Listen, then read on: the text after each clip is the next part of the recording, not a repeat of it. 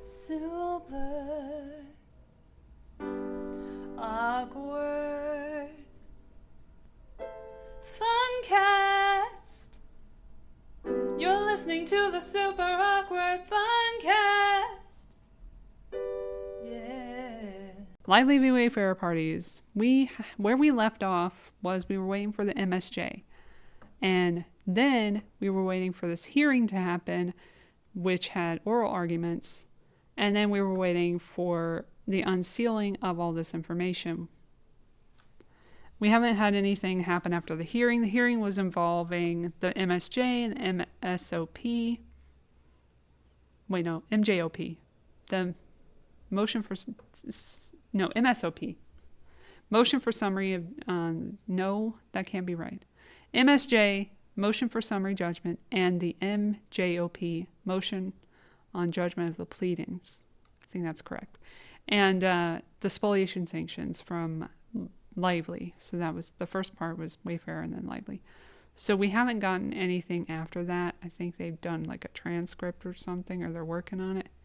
But there was a snowed in situation this week, so we didn't get a whole lot of information, but we got a bunch of CDs. We got evidence on the CD. Not a bunch of CDs. We got a bunch of evidence on a CD, which I'll show you at the bottom where that is. Right here, CD DVD release received from Shapiro Arato Bach LLP on January 27th regarding an order from Judge Lyman for counsel to provide the court copies of the following exhibits to the Wayfarer party's summary judgment motion, which due to their size or format could not be made available on the public docket. So we got all that. So where you want to find that, if you're looking for it, is go to my lovely docketupdates.com. Shout out to Carol at docketupdates.com. These people are doing the best job of putting everything together in one place and making it easier for us to rifle through all these documents without court listener. So we're going to go into some evidence. We are doing some evidence because that's what I care about. I don't care about all the hearsay in the depositions, although it's nice to see what people are saying and if they're saying the same thing as the other people involved. And spoiler alert, on Lively's side, they're not. So that's great and all, and it's good to see the evidence within those. But I really care about the text messages and showing who these people are.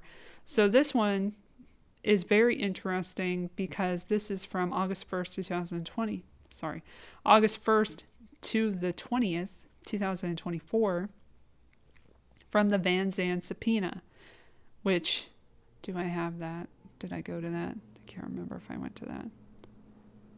Fuck, where did I put that? Well, we got the Van Zandt subpoena. I don't know where it is right now, but it's somewhere in there somewhere. So, anyway, this comes from that. So we got the Van Zandt subpoena. We could look at the inside of it. Basically, to give you an idea of what that was, it's talking all about Lively parties and the stuff that went on during set, the sexual harassment and all this stuff. And that is for documents for a company that is a shell company that has only had one thing, which is to buy furniture for production on the set of the video. Oh my gosh, what is it called? I don't even know what the name of the fucking song is. Hold on a second. I forgot what the name of that song is. Shit. Hold on. I don't know how to find this. I bet if I put it in there, they'll tell me. I bet you think about me. Thank you. I bet you think about me. Is that it? Damn it. Hold on. Is this it? Yes. Blake Lively directed that video. And so we know that Blake Lively and Taylor Swift are connected to the Van Zandt company, which also has Blake Lively in a presidential role or something. I don't know. And then also had Ryan in control of it at one point, Ryan Reynolds. So that's what we know, is there's a Van Zandt connection to Taylor Swift through that. And now we know more about the Taylor Swift of it all, and I'll get to that in a minute. But this is very illuminating because these are the messages that were sent, allegedly, to Megan Twohey for the New York Times article that started all this shit on December 21st, 2024, which is a day after they got the CRD complaint, which is supposed to be the basis for the entire article. But the article's metadata said it was from October 2024, a little bit before Halloween or after, I can't remember. And, well, that would be before. And so that doesn't make any sense. And now we know that Taylor Swift knew about the Van Zandt situation and facilitated it, basically, with her friend Ashley Avignon. Now we know that from text messages, but we'll get to that in a moment. This is all of the information that was supposed to be evidence that wasn't cherry-picked, but it was, in the NYT article, which is what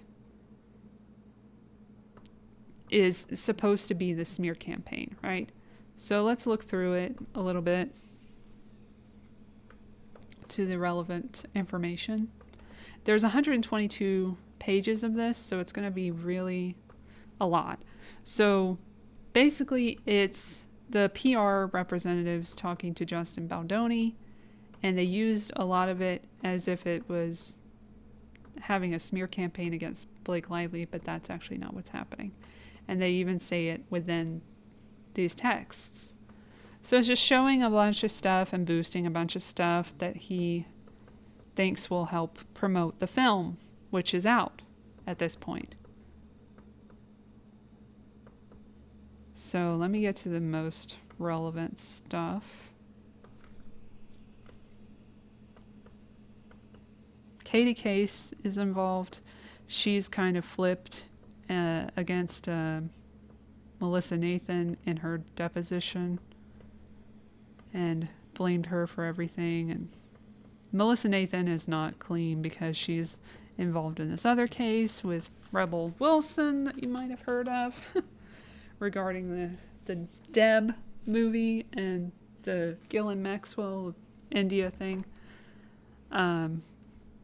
with that producer. Okay, let me see here.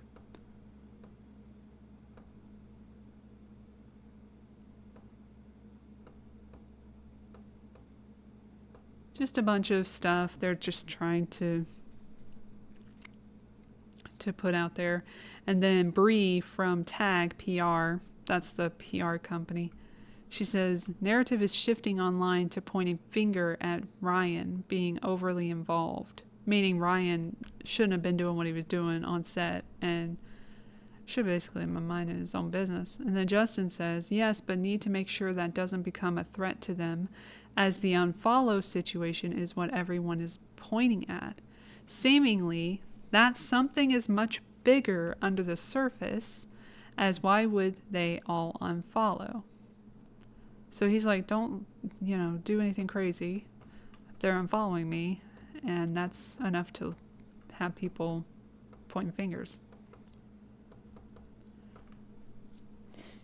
And then at this point, they also have said that they had a truce with Lively and her PR person, Leslie Sloan, because nobody's going to act and do anything crazy. And then that all changed with Stephanie Jones, who was involved in the Van Zandt. The Van Zandt goes to Stephanie Jones and tells her to release all these messages. And then she has these messages on Jen Abel's phone because she has her phone. She confiscated it after she quit and made her give it over. And it was a company phone, sort of, but it was based on a number that she had from high school, so that's a whole big mess. And they're in litigation themselves right now, so yeah. Then it says here, glowing interviews, blah, blah, blah. A lot of Katie Case in here. Jamie Heath's in there a little bit. So Jen Abel says here, I do want to flag with the LA Times request that I saw on that Jenna Redfield TikTok that she had said that she gave what she knows to the LA Times. So there might be something there. Exploring. This was the same account who was doing the investigative journalism attempt. Defer to the pros, of course. Good narrative about intimacy coordinators and the care JB took making this movie. So sharing some more positive stuff. How are we doing? We are great. Monitoring the online conversation. Nothing has shifted from yesterday. So their side is saying that they're monitoring stuff. They're not doing a smear campaign. They're monitoring and keeping his image clean as much as they can. And then the other side, lively parties, is like, no, you're smearing me and I have proof, but I can't show it because it doesn't exist. And then Justin says, the fact she is actually saying she made us put a song in the film is a massive flag. I'm surprised she is saying these things. And then Katie Case says, we're tracking things like this to make note of as needed moving forward. Also, this is all on the 12th of August at this point. Please watch the entire video. Yes, a bit of this sentiment has been shared and expressed across social media. People are reading through the self-centered promo regarding Blake Lively and how she's promoting the film, which was very much criticized at this point. Which was all because of Maximum Effort, her husband's stupid-ass agent's marketing company that she entailed. For free! Yes, we have this, and this is what the digital team is amplifying. There's also an entire Reddit thread dedicated to this video. Oh wow, it's hit Reddit. This is the celebrity kind of interview I did. I think me saying I wanted a trigger warning is a good thing. Yes, that's what we are pushing out. And what is out there? What is my out there? That's cut. And that in my what is wrong with me? And that in my cut there was a big call to action before my name. So he's sharing that he had a trigger warning in the movie that was taken out, but no one can know that. Well, we do now, Justin. Hey guys, just a heads up, I'm getting friends reaching out saying they're having a lot of PR articles slandering me coming up on their feed. So obviously they are pushing these things out. So that's basically implying that their smear campaign is coming from the other side. Just starting this because it's getting a ton of pickup. Just sharing this because it's getting a ton of pickup in a good way. Proud to work with you, JB. And then shares a nice TikTok thing. Just a lot of sharing of articles and stuff. Thanks for the help with this one. Hi, Melissa and team. Just woke up my flight and tons were texts coming through. Tons more texts coming through. I should go a little bit further into this Zoom, shouldn't I? Let's do that. Just wanted to check in. This is on the 14th of August. Again, she alleges on the other side that they started this smear campaign within days of hiring this Jed Wallace guy who's supposed to be monitoring everything. Just FYI, dropping tomorrow. Here's one of the teases. We all listen to the rough cut, as you know, and it's a great interview showcasing your character. Some more information. What the hell was this? Really? Sorry? Whoa. He's mad. This is all wrong, and they didn't buy the rights to produce the film. They didn't produce the film. He's talking about Ryan and Blake. This is a blatant lie about her advancing domestic violence. Convos? Yeah, that one really pissed him off. It's complete BS, says Jen. We were alerted by THR approximately 5 minutes before going live. There are many things here that need adjusting, but taking a step back, the fan uprising against this piece is starting to swell. This will backfire. So that's what they're saying this whole time is like, fans are going to come to our defense. We don't even have to do anything because they're going to see through all this bullshit and they're going to speak out and keep this bullshit from being believed. And then he says, "Hi, I'm Sony and I'm going to cozy up to Ryan and erase Justin. Let the fans handle, I guess. It's just crazy. Sony has no spine. And yet, as Jamie says, they are doing their job." He's so snarky. And then Jen says, "I think we should collectively discuss our options here. Let's chat tomorrow. Personally, I have a late breakfast meeting at 10 and then a call at 11:30 that I can't move, but we should block out a time we can connect and regroup about this and everything now that you're back." Justin says, "Morning is good. Before that, I have nothing, just kids here." While this caught everyone off guard and feels horrible to have them take such a stance like this, I do feel this will backfire and not change the position we are in at all. If anything, it has turned the internet even more against Blake and Ryan because they have seen the press firsthand. And you know what? That's what they're basically saying, is like they're doing it to themselves. And Sony said that themselves in their own words. Sanford Panitch, whatever his name is, said she's doing it to herself about Blake Lively. Justin says, "I'd like to have a team call anyways." He's very much like worried all the time because he's been through it by this point. She has given him so much shit. You'll see. I'll get to the other texts. Then let's get back to this. Jamie says, he chimes in, he says he spoke to Justin. Here's my honest thoughts. "No, it's not perfect. There is some misinformation here for sure. And yet, I see this as a win. Let her be praised by Sony. Who cares? It's not a bullet at us. Finally, there is an article that is not directed at Justin. And who knows, maybe Blake and Ryan forced Sony to put something out on their behalf, probably. Even if they did it on their own volition. Who cares? The industry knows the truth. We know the truth. Whether or not 12 or 100 fans read that and believe it, it does not matter.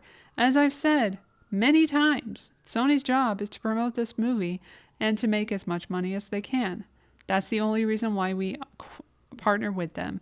And they are doing just that. I don't expect them to be any different than they have always been and who they are. And the fact that they are cozying up to Blake also makes sense if they are even doing that. They are a business that is producing their own bottom line, protecting their own bottom line. What Wayfarer stands for is what Wayfarer stands for, and I don't expect anyone else to. If we can get some things corrected, great. If not, who cares? And honestly, I don't care who Sony nestles up to. As long as they can put out a movie of ours and make money on that, we can be Wayfarer and do what we do. We can be Wayfarer and do what we do. Then I am good. Let's not lose sight of the big picture. Right now, that's keeping bullets away from you, Justin, away from me, and away from Wayfarer. And if that comes at the expense of her feeling praised, then so be it. And that is the win. So he's saying that on the 15th of August, during this big smear campaign, where he's supposed to be retaliating against her. And he's actually the bigger man, saying, you know what? Let her be praised. Well said. I agree, Jen. And that's what we see in the text messages of Jamie Heath all the time, is that he's like the man of, the voice of reason all the time, and like trying to put everybody, you know what? We're going to do this. It's going to be fine. Let's move on. But to an extent, it kind of just ends up overwhelming them and not really helping matters. But, you know, they tried their best. He says, yes, we are keeping eyes on it. And yet, let's not be dissuaded by the 10%. We know there will be people who fan the fire from the east. But if the majority are speaking from the west, then damn it, let's live in the west and simply keep an eye on the east. Yes, I'm now a poet. Also, it's late on the East Coast, and we are probably keeping people up. Let's go dark. And you know what? He's the president. He's in charge. Or the CEO, sorry. He's the CEO, and he's in charge. All right, then we have Melissa Nathan chiming in. Let's skip to... Oh, yeah, here we go. Justin says, I'm a little more concerned about these TikToks claiming they know information, and there are some dark, disturbing stories about me that are going to break as they're getting at DMs. And the only way that could be happening is if they're lives, if there are lies. What time works? And then they go on a call. And then Melissa says, I personally am not concerned about this because we all know there are no dark and disturbing stories. It's just socials acting exactly how they always act in any situation. They want more clicks, they want more views, and let the end of the day they will all be regurgitating complete rubbish. And referencing the Australian podcast you saw, that's complete garbage. I can tell you, hand on my heart, there was 4 human women working on that trial. That's regarding Johnny Depp and Amber Heard. And I was one of them. Not one Russian bot in sight. It's actually very similar to what you're having right now. The outpouring of love and support being weaponized against you by her side because it can't be true. Yep. All right, let's skip to the end. I don't want to spend too much time on these texts. But the crazy thing is these were all given to NYT, I would imagine. If they had thousands to sort through, then they should have seen this. Goodness. This is getting really sad. This was really sad. When Colleen Hoover comes up, I haven't forgotten you, bitch. Colleen Hoover was the author of the It Ends With Us, which is the basis for the movie. And she had some issues on set with Justin that she didn't relay to anyone until way later, till she got hooked by Blake and given these opportunities to be a part of the set that she didn't think she had with the director, Justin Baldoni. So then he was trying to get back into her good graces, and she was like, I feel like I'm an island here, but I'll get to that in a second. Let me see where the fuck that was. Because they go on and on about her, how to respond to her here. Okay, here it is. Hold on. Oh my gosh, there's so much in here. It's a little overwhelming. All right, here we go. Good for her. That's in regard to Alex Sachs, who also turned on Justin. I like this era of Justin. Okay, so then he says, what are thoughts on James' text? And then he says, updated, you're experiencing. Feeling alone on an island is just terrible. Oh, this is him responding to her. Damn it, where's the original? Hold on, let me get to the original. Fucking hell. Here she is. Okay, still not there. They go on and on about it for a while. Checking my room for cameras.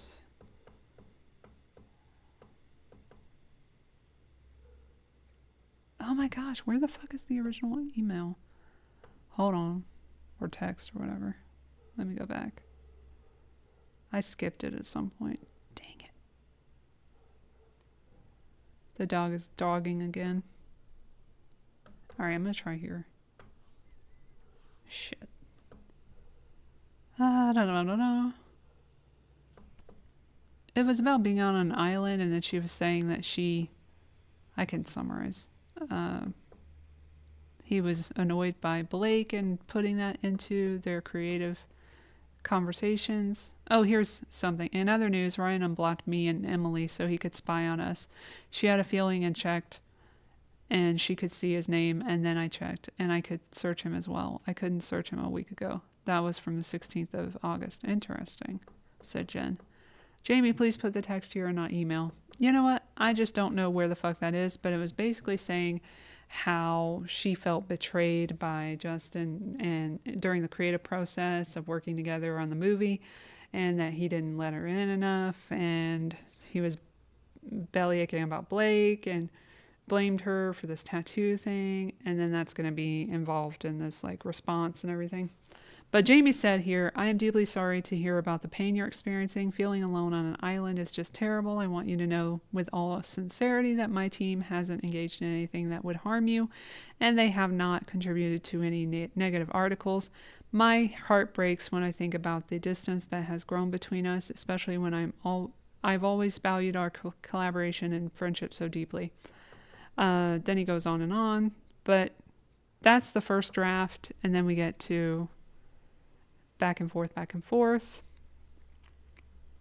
Hold on, I think this is before that or after that.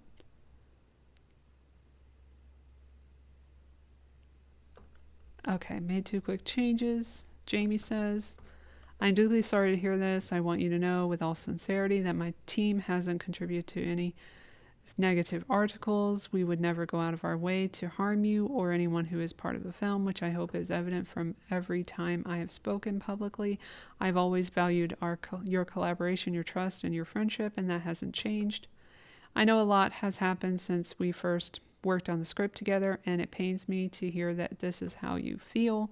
If you might recall, we sent you the script before the fan reading in July 2022, and you responded positively, acknowledging how pleased you were that it stayed true to the book. You shared some great notes with me, which were crucial to the development. You even got to read it before I did. I'm happy to share those screenshots of our texts and emails, so I want to make sure to clear this up whenever I can. Regarding the documentary, I want you to know that while Jamie may have tried to ease some of your concerns regarding being on camera, he and Wayfarer always respected how you felt about it, which is why we never moved forward. It was only an idea meant to bring fans closer to a story that means so much to so many. Once you shared your feelings, he completely understood, and we immediately killed the idea. Regarding the coffee book donation, legally, Wayfarer couldn't donate the 1% on your behalf. As you graciously offered, it wasn't a demand from us, but a legal requirement we were asked to relay. As for the tattoo, I'm so glad you pointed out the importance of it to the fans and the DV community. While we were in the edit, we were more than happy to change in post, and the film is better for it. I completely own that I vented to you about what I was going through during production and expressed several of my frustrations because of our friendship that had grown out over our work together for the past several years. I felt like it was a safe space to do so, but I fully understand that it may have been a burden too heavy to carry, and for that I am very sorry. Please know that my door is always open to you. I truly hope we can talk and rebuild our friendship. This isn't about image for me. I took this on because of your trust in me to tell this story, and I truly want this communication to be the first step to healing for us both. If you feel comfortable speaking, I'd really like for us to find some time to connect by phone, but we'll take your lead. Otherwise, it's all good. Let's send it, or should we send it to the bank clerk to get his thoughts also, says Jamie. He's being funny. And then they say, who's the bank clerk, LOL? And he says, no, can't risk him leaking it. That's one of the other people at Tag.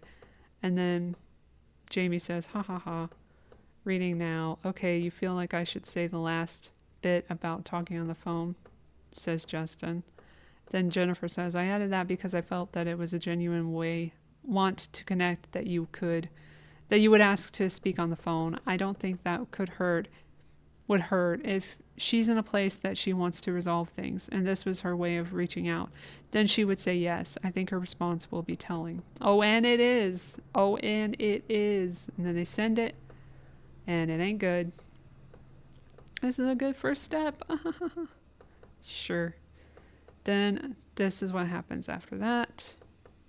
Oh boy. Justin Baldoni sends to the group, I did mistype and say read the script, but I meant I wasn't allowed to discuss the script when we sat with the readers or speak in the meeting about the script. You asked me to not say anything. I'm aware I read the script. I'm not saying I had a problem with it. I don't need proof of me saying I liked it. And I did love the script and I love the movie and I'll support it always. I think you guys did a fantastic job making this film and I loved Blake's edits also. I'll never say otherwise and spoke so highly of everyone on my press tour, even though the media wants to spread that you weren't mentioned. I sang everyone's praises. My issues lie in things I've learned since then and experiences I've personally had with you. And I'm not about to go back and forth on the stuff above that's written in a way that will protect you if it gets leaked. So she knows what's going on, that people are leaking information. Because as it turns out, she's been leaking information, allegedly, to outlets, according to testimony. I also have screenshots I can share with you as you offered above, like the ones where I simply asked about the tattoo and you blamed it on Blake more than once. I know that Blake is not to blame for the tattoo, and the point I was making in that is that twice I was lied to about that in text in what felt like an attempt to get me to dislike her. But you call it venting, so we do disagree there. I'm walking away from this for a few months. I don't have a PR team and I have no idea how to respond to this. No one from either studio has advised how to navigate what is happening the last couple of days. I hope Wayfarer or Sony at least reach out and offer some support to Isabella Ferrer and Alex Neustatter, who were young Atlas and Lily in the production. They're very, very new to this, and I'm worried about them if they're not being reached out to with advice or resources. Surely there's some kind of therapist referral list on hand and can be provided to them if one hasn't been already. As for us, I feel like we can agree to disagree on our experiences. I don't see a relationship in the future, as I don't think I can trust anyone from this process to be a part of my life, but I wish no one ill will. Onward. And then Jennifer's like, onward. And yeah, that applies to Blake? No, probably not. And then here we go. This is a response from Justin that is very telling that we haven't seen until now, until the unsealing of this document in its entirety. And he says, I'm writing this to get out of my system, get this out of my system. I'm not sending it. I'm sorry to hear this, but I need to express how I feel. Why didn't you come to me if something bothered you? We had open communication and a friendship. You knew the effort and sacrifices that went into this film from the beginning, and you were always included. Your thoughts and opinions were always respected, so I don't understand why you wouldn't have just talk to me. Just talk to me. I didn't lie to you about the tattoo. Though in hindsight, I shouldn't have blamed Blake. I was upset that she didn't read the book, amongst many other things. After your text, I revisited the original designs of the hollowed heart, and you're right. Blake wasn't to blame. That was my mistake. The original design missed the opening in the middle, and Blake had commissioned a tattoo artist to design it to her liking without even consulting me. I assumed the first design had the opening, but I realized that was a detail I missed in the chaos. I understand why you felt deceived, but it wasn't my intention. I was pissed at her and venting, which was the first time I did that with you. And if you felt uncomfortable, I wish you would have told me. I would have apologized immediately. The last time we spoke, you complimented me and expressed your gratitude for my efforts to honor the book. Then suddenly you disappeared, and I learned from the studio that you would only promote Blake's cut of the movie, which we have evidence of, by the way. I was forced to step down and let her finish the film, even though it performed worse. You cut off all communication, unfollowed me, along with the rest of the cast. I was devastated. At that dinner, I told you everything that happened, including my mistakes. I don't know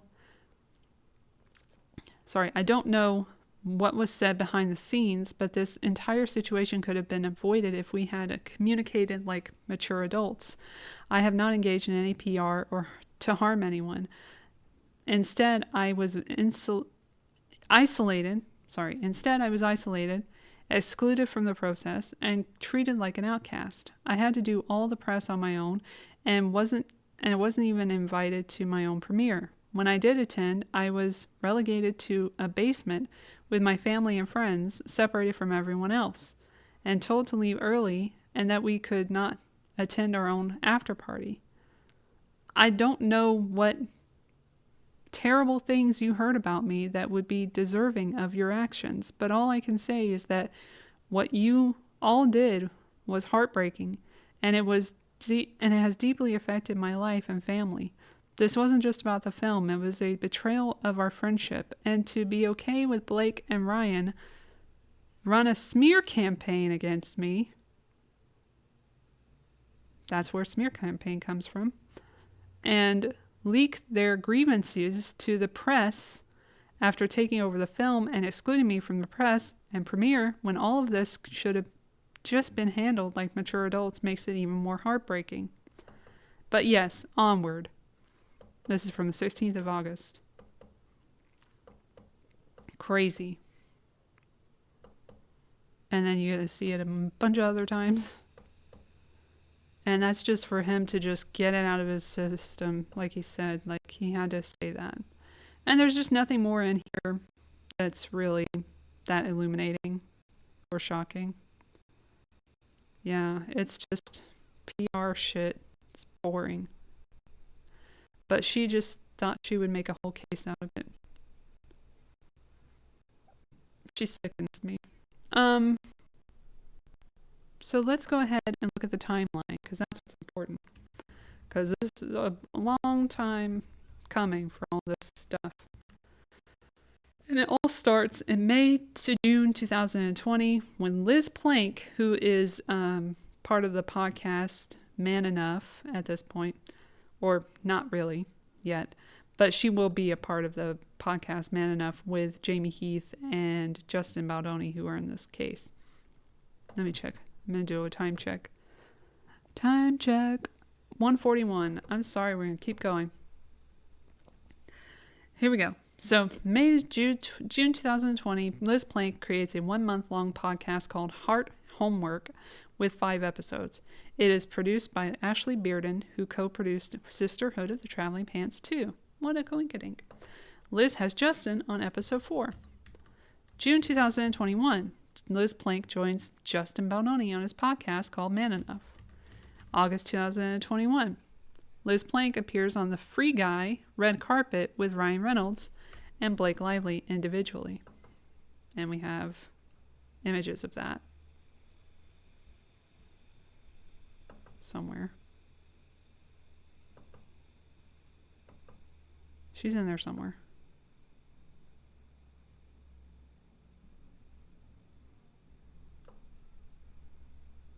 Here she is. Found her. That's Liz Plank. All right.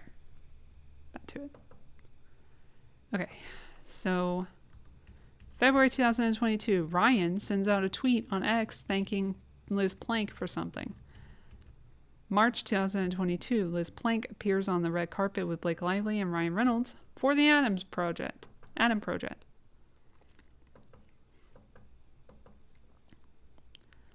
Okay. September to October 2022, Wayfarer enters into contract with Sony. October 2022, Liz Plank appears on an episode of Ryan Reynolds. Spelled wrong, but, you know, they're doing their best. Asshole Media, thank you for your work on this timeline. Welcome to Wrexham. Romance is the episode. Liz Plank. Okie dokie. Then, December 7th, 2022, Justin and Steve Sarowitz text exchange where Justin says Blake wants to be Lily, hush hush. That's in the exhibit 90. Blake Lively wants to do it, hush hush. I'm going to fly to MV to meet her next week, says Justin. You don't need to cast a redhead, LOL, you make them a redhead. And also, all those girls are too young to play opposite me. Excellent.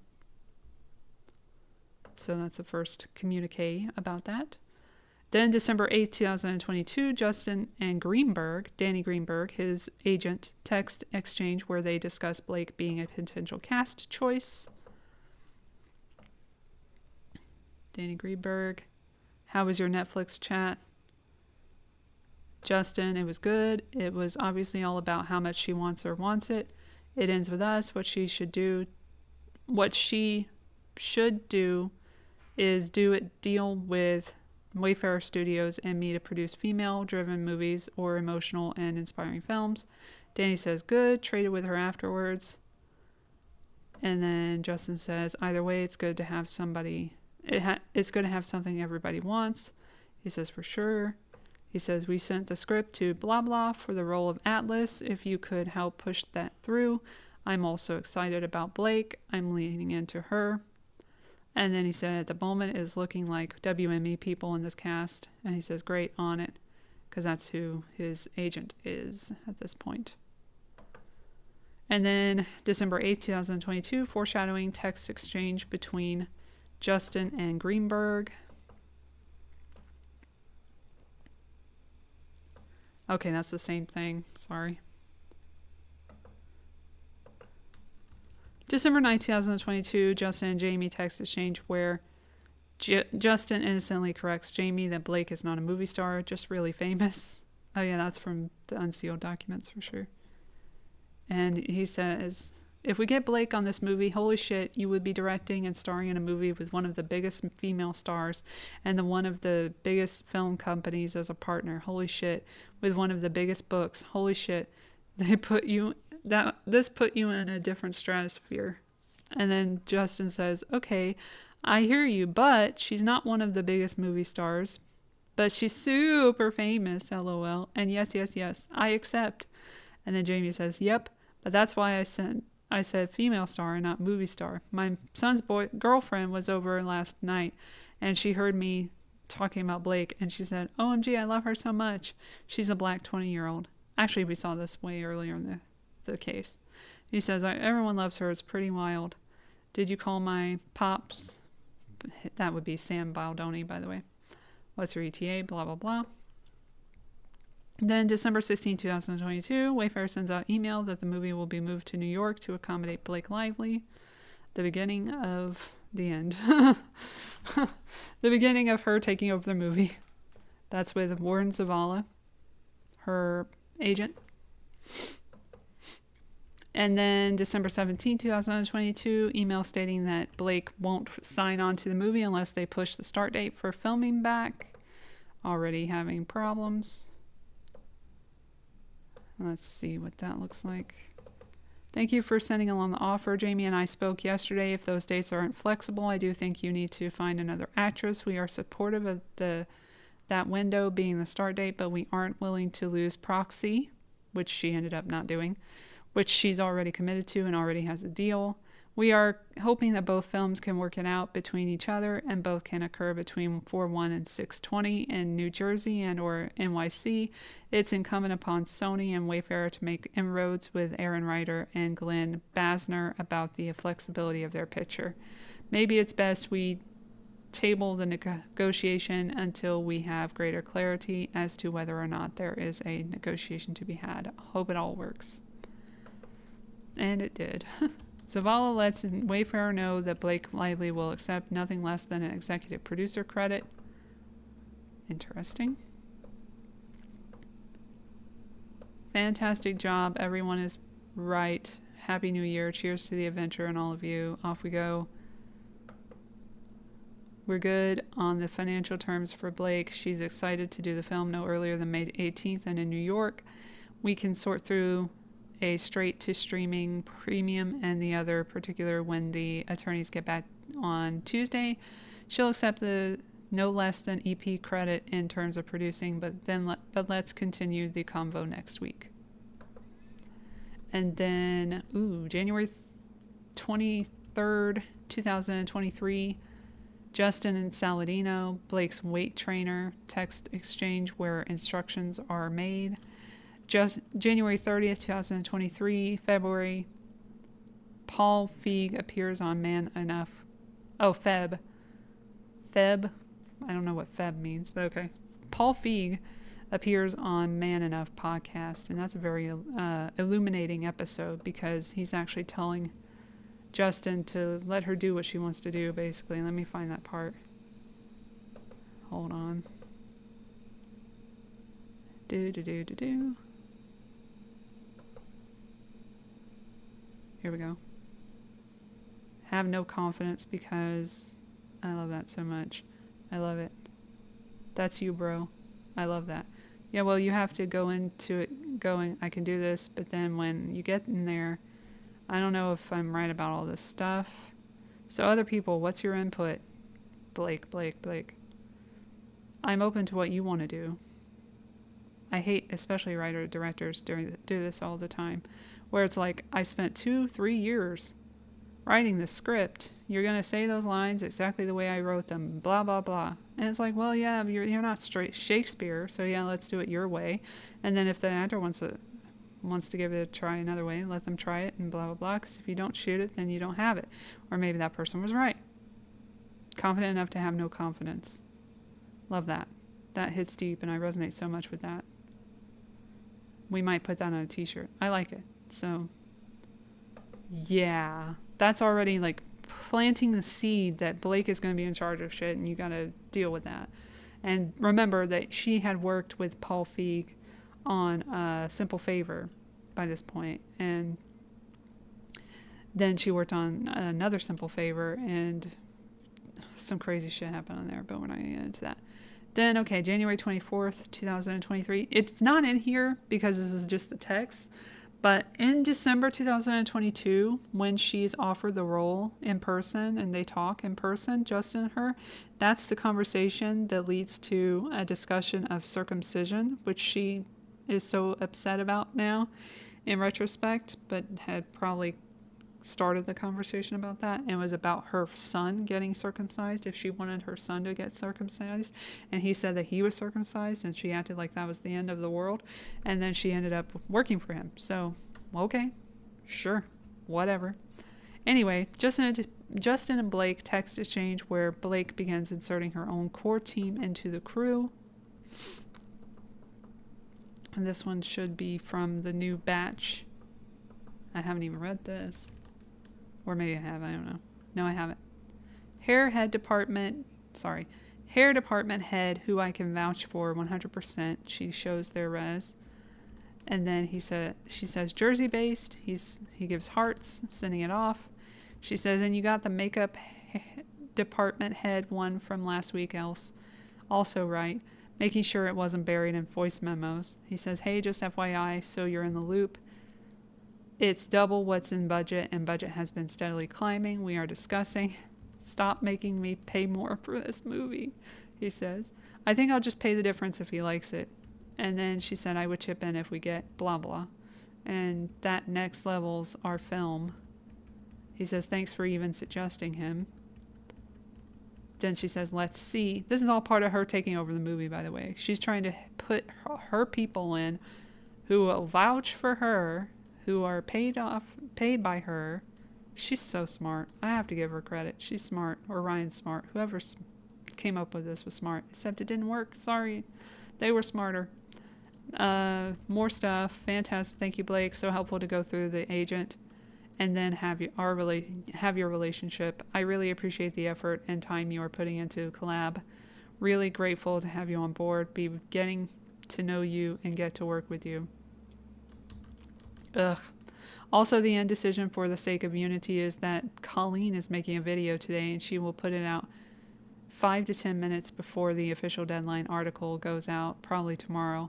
Basically, Deadline told Sony PR that they know all the details and they weren't willing to be out-scooped on this, and if we wouldn't work with them, they would just break the news. Cringe, I know. So we got them to wait 2 days to do it in coordination with us as an exclusive. So now we're just gonna let Colleen scoop them if that makes sense, so her fans get it first. Her video is amazing. Dying to see! And then shows it. Okay, so that's that. Then we have January 26, 2023, Justin and Blake text exchange where Justin tells Blake she can direct the sequel, so she never had to take it over. That was their comment there.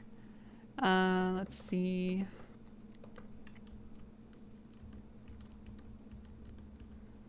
I haven't had a chance to write him today, literally doing now, about Matthias. Just hired PD. She did Coda, which I loved, he says. And this is our wonderful AD. She's a gem. Shows the AD. She says Bloom, because it's Jenny Bloom. And then, wait, Jenny Bloom? No, that might not be right. I forgot her name. Sorry. That might not be right. That might be someone else in the movie. Her name is Bloom. That's all I remember. Judy Bloom?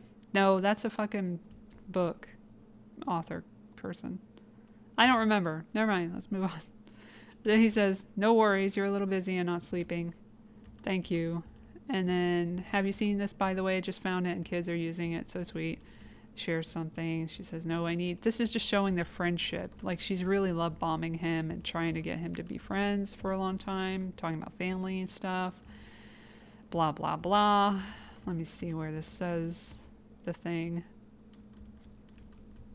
Side note, was just thinking, if we ever end up doing a sequel together, you should direct it. She says, stop, you're the best. He says, I mean it. Beyond. Appreciate your partnership so much. Also, your text to Emily is so damn sweet. I guess I need Ryan's number to balance it out. I'll only harass him about pretty much everything he does that I'm a fan of. Once a day. XOXO. Night. See, they get along so well in the beginning. It's so sad. Because it's all fake. Well, at this point, I think they get along swimmingly, but I don't know if she's planning anything. It seems like she is by this point, but who knows? Then it says, January 2023, also, Colleen Hoover launches Heartbones LLC with her partner, Lauren Levine.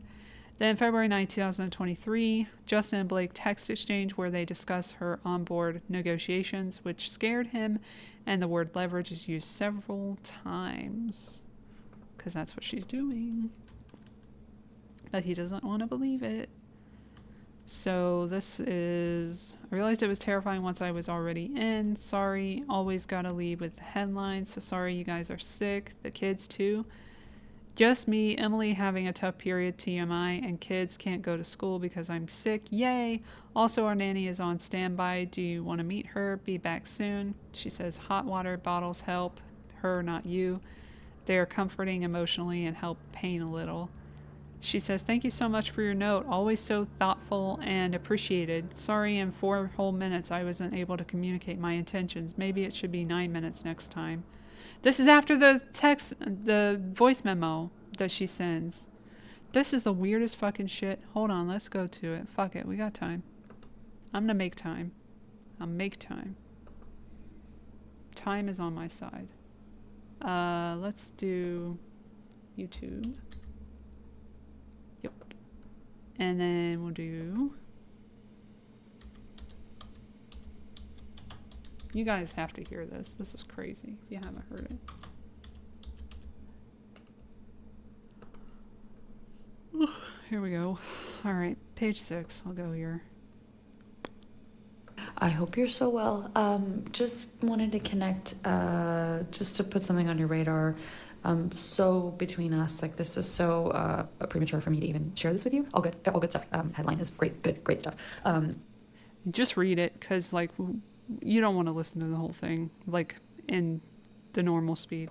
But I was talking to Ryan and I was like, I don't know if I should share this, but he was like, you guys have such a great trust, fill him in. But basically the movie I'm doing before Proxy, I sat down with the director and he was great and so lovely and I'm so excited to work with him. We were just talking about how we have very little time to prep and, it's a lot of work. And he was like, is there any way you can get the other movie to push? Like, I just feel like I need more time. And I was like, that ship is so sailed. And, and I've been, really, really under it. I don't talk to him like I talk to you. So I haven't told him like how stressed I've been with not having a baby nurse. I still don't have one, by the way. I found someone and, I don't talk to him like I talk to you.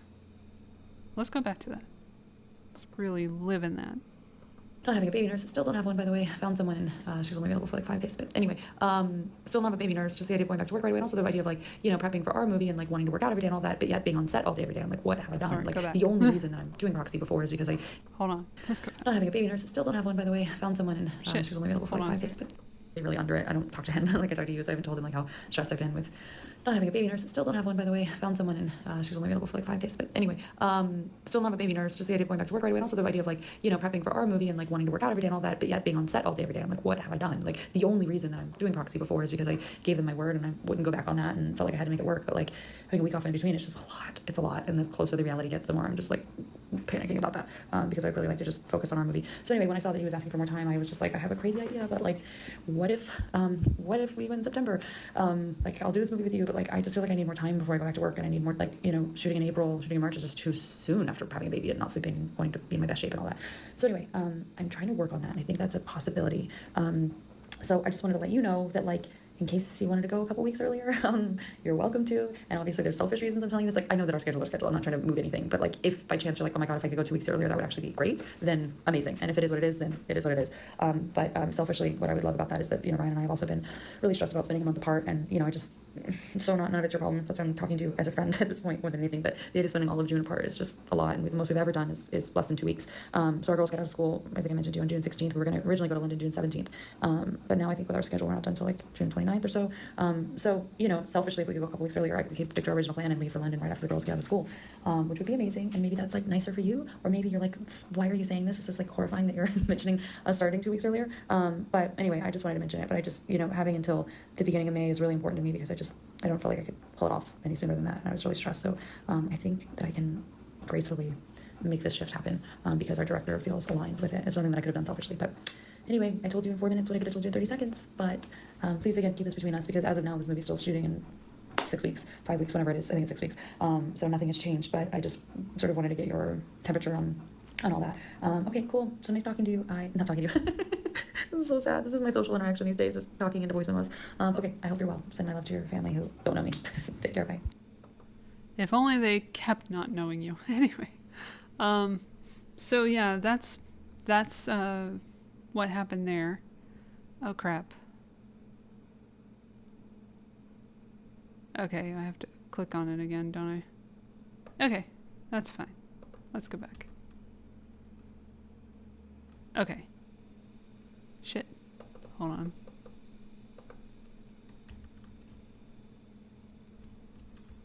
Yeah, this is after that voice note, which happens at 9:15 p.m. on the 9th of February. This is at 12:45 a.m. Thank you so much for your note. Always so thoughtful and appreciated. Sorry, in 4 whole minutes I wasn't able to communicate my intentions. Maybe it should be 9 minutes next time. Would never leverage. The opposite. I was nervous to share with you it because it's premature, but I wanted to keep you in the loop because I trust our communication, and it felt like a big thing that would be strange not to share, especially because the reasons why I don't want to do that movie now are mostly because of our film, and baby in big part, but even that element relates to our film. I'm mortified to hear those negotiations were traumatic. It's actually upsetting. Did my team know, or just their producers? What's done is done, but I would like to know if my team didn't help and didn't let me know. As a woman, especially, that's historically been a sensitive subject for me. Representatives not representing my character or heart in negotiations, but rather just getting caught up in their own process and really being representative themselves more than of me.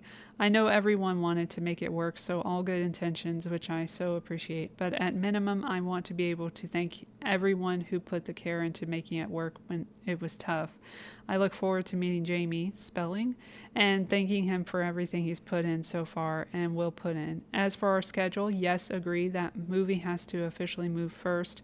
That was always the plan. I don't want anyone knowing anything until that's official, which is why I was hesitant to say anything to you. But again, it felt equally weird not to. And when that happens, amazing that you're open to talking about a week shift. But if losing a week of prep at this point compromises you in any way, I'm not going to ask for that. Ryan may, but I won't. Kidding. We get it. But yeah, if that ends up being a possibility, wow, it would be really great for our family. But again, we get it. I'm here to work and excited about it. Thrilled. If that's the cherry on top, amazing. But not gonna hustle you ever. Yeah, sure.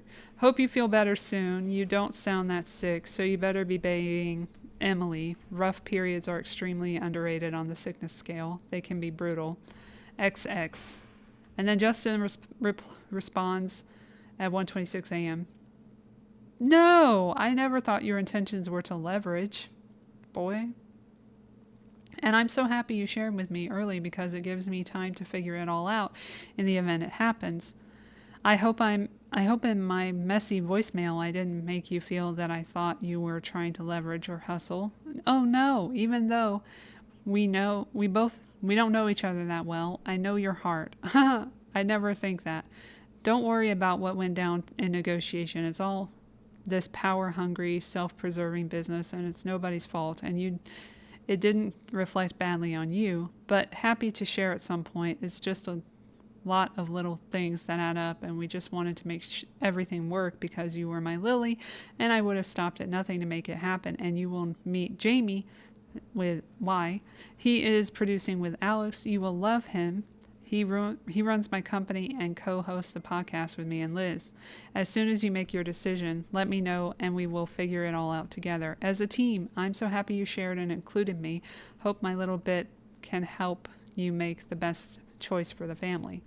So Footloose may be pushing slightly, so I am considering making an offer to Stephen James pending a Chen read for Atlas. Wanted to get your thoughts. He's 29, supposed to be a little older than you, but you look so young. I don't think it's a thing.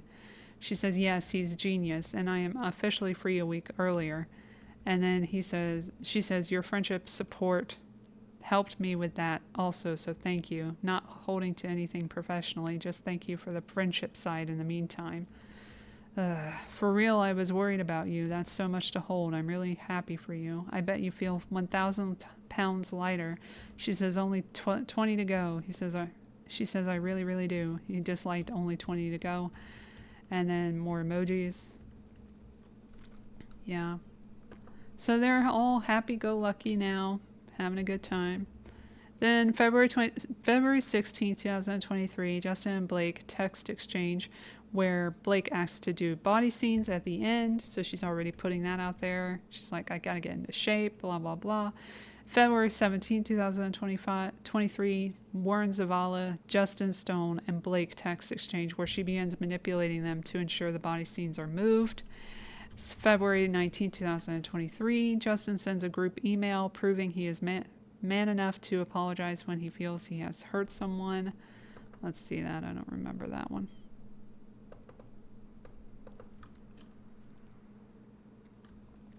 Oh, wow. It's long. I hope you've had a beautiful Sunday. I've been in some deep prayer and reflection since our meeting yesterday, and I want to share a few things. First of all, I want to apologize to the group, especially to Alex. I've been feeling the pressures of mounting this film, and more than that, the responsibility to all the people who have suffered all forms of abuse in their lives. And it goes on, just apologizing emphatically to her. And thank you for helping with the film and everything. P.S. I heard you all yesterday. I know it's crunch time, and it's been crunch time for some time. I was up all night working on the script and trying to figure out more cuts. We will be getting there shortly. And because he's Baha'i, he has like a Baha'i motto at the end. Okay. Then we've got Ryan Reynolds' text messages. This is his one, the creepy one, to Justin Baldoni on February 28th. I'll show you how creepy. He already set the tone. Remember, it's all because of the sexy comment that we're here for Justin Baldoni's part of the case, that he was alleged to have said that Blake looked sexy in an outfit in her character. So this is how everything started with these fuckers, with Ryan. 5:47 a.m. on the 28th of February. He says, hey Justin, sorry for the delay. I've been in a writing cave and the girls are sick again. I'm told they have an immune system, but it's in beta testing. What a loving and generous message. Thank you. This is the one where he's like, oh, could we be friends? I really want to be friends, blah, blah, blah. And really extending some creepy not creepy, cringy kind of vibes to him. Then he says, "Thank you. We're both looking forward to getting to know you and your family better.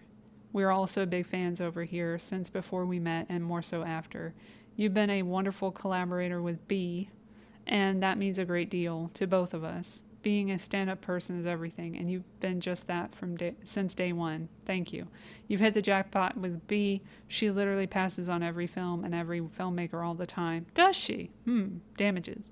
But one thing I know, and I speak from a deep wellspring of experience here, having her in your court behind the scenes as a creative is invaluable. I'm certain Sean Levy would say the same. Some of the greatest creative decisions I've made are, in fact, Blake. The same goes for Sean. The acting is a small piece of a pretty astounding patchwork quilt of creativity. More than anything, I rely on her taste. Far beyond movies, I rely on her taste for all aspects of my businesses. That multidimensional creative output is something I can see in both of you.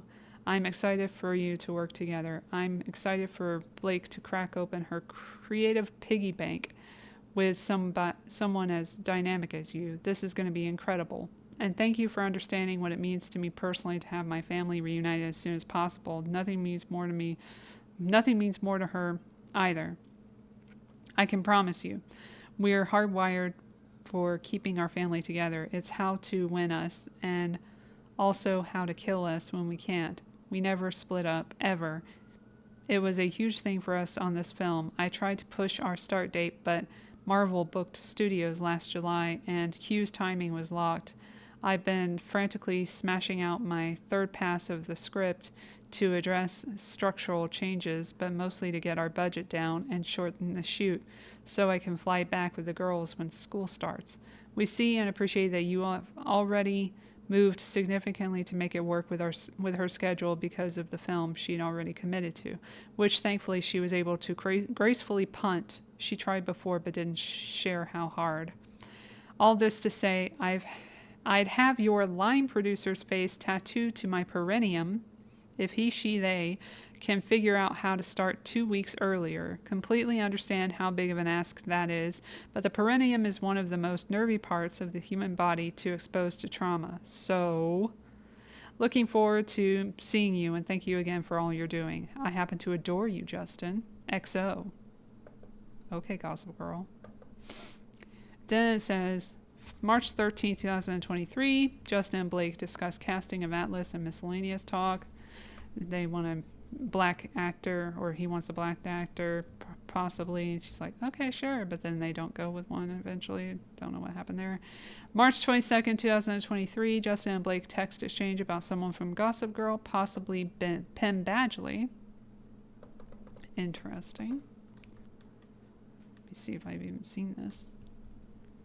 Look who started today. OMG, my world's colliding. He looks exactly the same. And so do you. Must be some weird Gossip Girl time collapse you were all in. So if it's okay, every once in a while, I'm going to start sending you some things to take a look at so I can get your ideas, specifically related to Lily. Here are the current options for the Lily Blooms logo for the flower shop. Would love to know which ones stand out for you. So he's getting creative input from her. March 29, 2023, Justin and Blake text exchange where she is sick again and he offers help. Very nice. April 3rd, 2023, Justin and Blake text exchange where Justin asks Blake to send love to a potential new castmate. Don't remember this one. Hope you are basking in the sun in the Bahamas. Just heads up, blank is reading. Agent likes for him. If you could help send him some love about how great he would be in this and that we love him, I think that would be that could be helpful. For sure. I don't know him though. Through agents? I'm writing him a letter, but sure, maybe through agents. I have my agent Danny back channeling. I just know if I heard Blake Lively wanted me, it would mean a lot because it did. And then April 4th, 2023, Justin and Blake text exchange discussing Brandon Feakin's casting. I love that they used his real name. And she declines to meet the intimacy coordinator. This is a big, big deal. because she made a big deal out of the intimacy coordinator thing. Even though she was, you know, improvising, kissing, and also grabbed a dude's balls in one of her earlier films. In A Simple Favor. So excited about Brandon. Great work. Looking forward to diving into the script with you and getting to work next week. B says XX. And then he says, anyone you know, like, have wanted to work with, we should have shot at.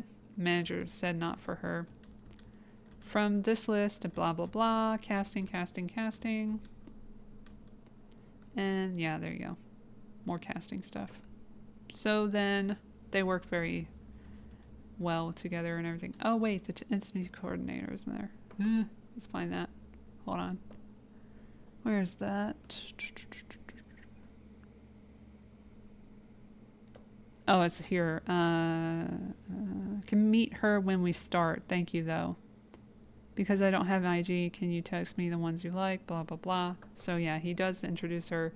And she's like, not right now. April 8th, 2023. Justin and Blake text exchange where she says the weirdest fucking shit ever. Wait, what? Uh-oh. We might have a problem. Well, anyway, she's like, let's practice a scene from the movie. There's ball busting and never with teeth. Don't worry, it's never with teeth. Oh, here we go. Finally. Okay, cool. That scared me for a second. Okay. Then we got, I can send you my pass at the roof or just read with you when we get together next week. Let me know what you prefer. If you knew me in person longer, you'd have a sense of how flirty and yummy the ball busting would play. It's my love language, spicy and playfully bold, never with teeth, and him serving it back to her is just as important. You don't usually see both the man and the woman with such agency and humor. Anyway, I can act it out for you next week to make sure it comes through, or I can send now. Let me know what you prefer. XX. And he responds, sorry, I was crying my eyes out as kids and family just left for another 5 weeks and it was a shit show. Just send. I mean, yes, send. It's so important to the film. And can't wait to play and find it. I agree so much. Lily needs to be strong and witty and playful and bold. And that's why I wanted you. It's also one reason why I wanted to age her up. If a woman like you could fall into that relationship, let's just ignore the background. That's what I do every night. Then anyone could. And the more we love them, the more devastating Act 3 is. Okay, they have more information there. Okay, so then we go to April 11, 2023. Justin and Blake text exchange where Justin holds Blake's baby and they discuss casting. Crazy. This is all after the circumcision stuff that happened pre-production, before they worked together, that she was upset about enough to put in a complaint.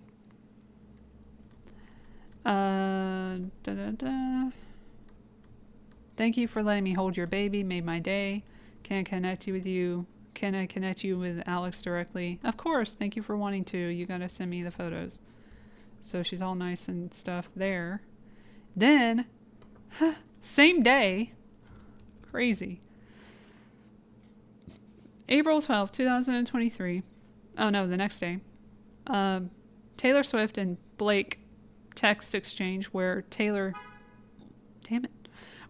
agrees to compliment Blake's script. This is the stuff that came out recently from the unsealed documents from the MSJ. If we get here with this doofus director of my movie, if you get here with this doofus director of my movie is when, I don't know what the W means. Hold on. If you get here when this doofus director of my movie is still here, I'll be ushering him out, but hope he's still here. Can you do me a huge favor? I need help with him.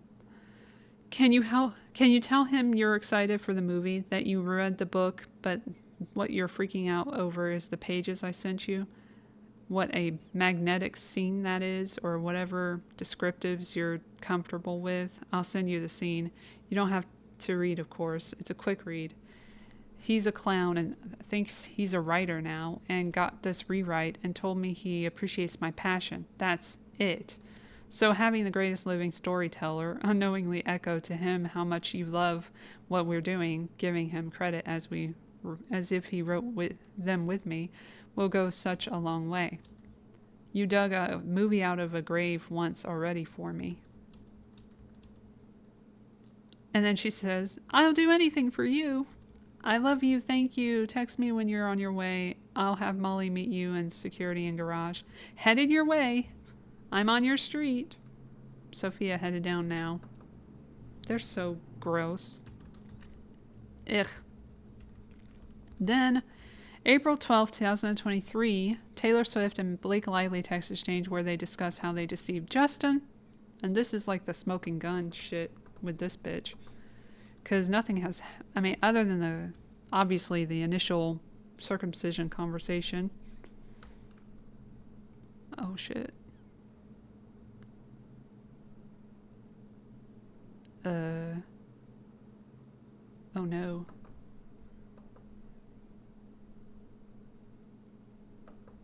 Empty trash. Oh no. Oh no. Okay, we're good. I've been going a long time and I had to free up some disk space there, so we're doing it live. Okay. The Taylor Swift tests. They're the best. And I think we're going to end on these because we don't have time to go into more of the details. But I'll do more, like, if you want me to, I'll do more, like, text because there's a bunch to read. So I'll just do this another day and start where I left off. So yeah, I'll do that for you guys. But here we're going to wrap it up because of my disk space problem. Because I've been going a long time. All right, so Blake says, you were so epically heroic today. I recapped every moment to Ryan. I kept remembering stuff, you making shit up about me and lenses, and referring to yourself as my doll. This clown falling for all of it, but also resisting it. You are the world's absolute greatest friend ever. I won the lottery. And then Taylor says, I won the lottery. You are the coolest person in the world, and you like me. Aladdin gif, and then B says, the most bonkers part to me is him saying he doesn't know pop culture made me more mad than anything he's done to me, including the circumcision conversation that she's made such a big deal out of. What other thing has he done to her? But okay. His entire brand is disassembling toxic masculinity. It's actually not. He monetizes it. He does TED Talks, but says that to you. Not only is it so rude, but it's untrue. The thing that enraged me is you are in an absolute league of your own to being both the most popular artist alive and one of all time, but also the most respected and awarded. Popularity doesn't normally coincide with laurels, and in very few cases it does. Steven Spielberg, for example, there's one. Do you think for a moment he would have felt comfortable saying that to him, even if he didn't know his work? You would never make a point to say to Steven Spielberg about his work that you don't know it because you don't know pop culture. Yeah, but he's also like, it's funny she would bring him up when he's accused of some things. That's very similar to dudes that she hangs out with a lot. And then she says, I've been raging ever since, even though I know it all comes from what you said perfectly. He just so wants to be in the room, but has to act like he doesn't. I see it. I understand that it's opposite day with him. He's so green, he thinks that's what makes him cool enough to fit in, when in fact it's fucking enthusiasm, fandom, and respect for those killing it that shows you're confident with where you are in life. I've also been raging at the NYU thing. I honestly want to retroactively take you out to dinner to celebrate that. You deserve to be studied. You are a human masterclass. Fuck, yes, they see it. I've been digging up hatchets. I'll stop now. I love you and R and my babies and get more protective about your hearts than mine sometimes. I'm so much less forgiving when it comes to someone messing with someone I love than when someone messes with me. I'm done. I just love you and am so ecstatic for you and grateful for you today. That was stupid fun. So yeah, she's just like talking behind his back about this shit. Oh, and then we'll end on this one because this is a Ryan text that's really fucking great too. Same day, They are so fucking gross. Because they're behind his back. They're saying this shit. But to his front, they're like, hey, we love you, blah, blah, blah. And then this is Ryan Reynolds on the same day. I'm a little baffled by Mr. Baldoni. I would love any guidance at some point. And then Liz Plank, rats, I tried to warn Blake on the red flags, but was hoping he had gotten better. I'm on a shoot right now. Want me to call you after? Ryan says, sure, zero pressure. We can chat tomorrow. And sigh. And then Liz says, ugh, I'm sorry, Ryan. Working on his set was truly one of the worst days of my life, but it's survivable and I'll help. Call me anytime tomorrow. Meanwhile, she fucking worked with him. Hold on, let me go to Man Enough. At that same time. Hold on. Where the fuck is this? Is that it? Yeah. That's it. Okay. This was 2023. I'm trying to find where it would be. Was that a year ago? Damn. That's more than a year ago. So it would be less than 2 years, though. I don't know. Here she is.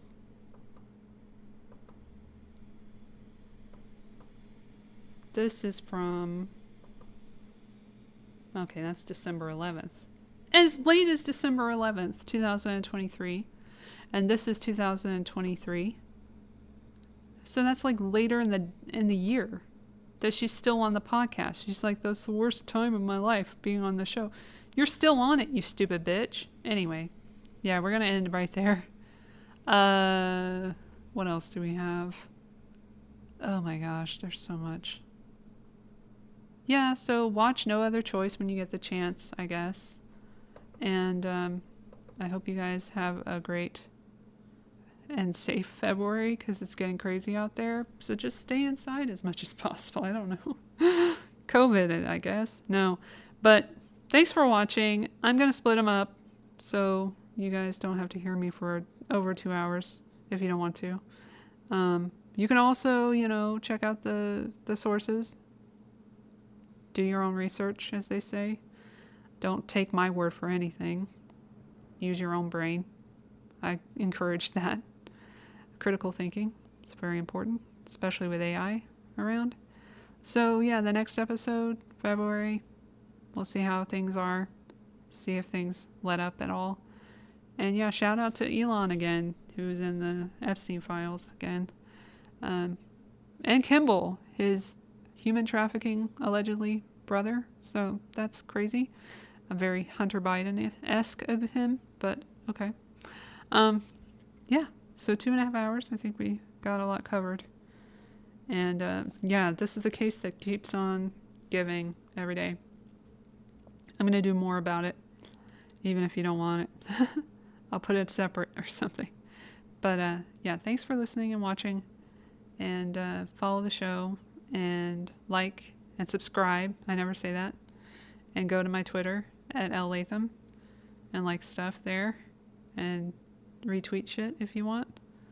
And share. Please share. I do this on my own now. So I'm trying to get more people involved. But yeah. Here's again the website. The website. You know what I mean. The channel that you're on. So yeah, do your thing. And yeah. Have a nice shutdown. We'll see how that went later. Bye. Oh, farewell. I don't say bye anymore because that means goodbye, God be with you. And I'm trying not to say that because it's very Christian. And I'm not Christian. I don't believe in God necessarily. I don't believe that there's no God, and I don't believe there is a God because I'm like, I need evidence of everything. And I have no evidence. I have evidence of universal complications and interventions, thankfully. I am very grateful to the universe, but I don't ascribe that to a particular being. So that's where I'm at. Anyway, nobody asked. I tell you, nobody asked. All right. Bye. Dang it. I did it again. Fuck. Okay. Farewell. Frick.